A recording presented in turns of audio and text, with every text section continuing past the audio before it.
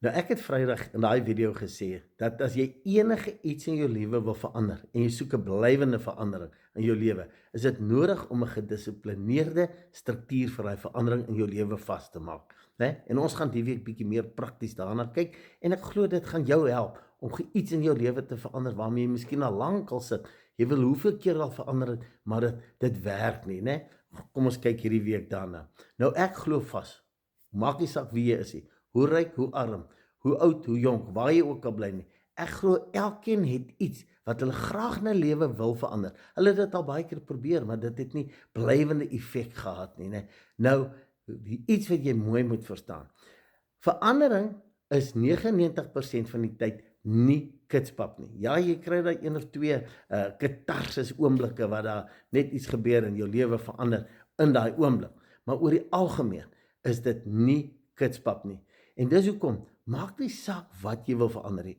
Al het sy is dit in jou eetgewoontes, het sy is dit jy wil nou skielik begin bietjie meer oefen, het sy of jy in jou persoonlikheid, die manier hoe jy oor mense dink, mense hanteer, hoe jy agteraf miskien praat of met jy miskien 'n negatiewe persoon het, ingesteldheid, dit maak nie saak nie, of by jou werk, ietsie wat jy wil verander om dit net vir jou en vir ander beter te maak, né? Dit is maklik. Hier is definitief beginsels wat ons kan toepas. Nou eerste wat ek wil hê, net vir vandag wat jy gaan doen, en jy moet na my luister asseblief, skryf dit neer. Baie mense wil dit nie neerskryf nie. Ag, ek het dit sommer in my kop, wie ek sal. Nou wetenskaplik het hulle bewys, iemand wat iets neerskryf waaroor hulle ernstig is die suksesrate oor die 80% beter as jy dit neerskryf, want jy gebruik al jou sintuie, né? Jy sien dit, jy voel dit, terwyl jy skryf, praat jy met jouself.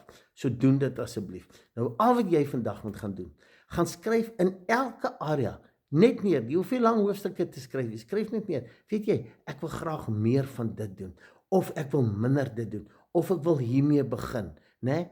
Maak nie saak wat ook al nie, dit is wat jy, gaan kyk na die area of die aspek wat jy graag in jou lewe wil verander, dit skryf jy neer, maar in jou kop, begin jy dan, terwyl jy dit neerskryf, sê maar jy wil meer oefen, gaan in jou kop, hoekom wil ek oefen, en kry daai afgehandelde prentjie, wat jy wil bereik in daai oefening. Doen dit net vandag. En ek beloof jou, soos ons hierdie week hierdie proses gaan stap, gaan jy sien hoe jy blywende effek in jou lewe kan vas lê.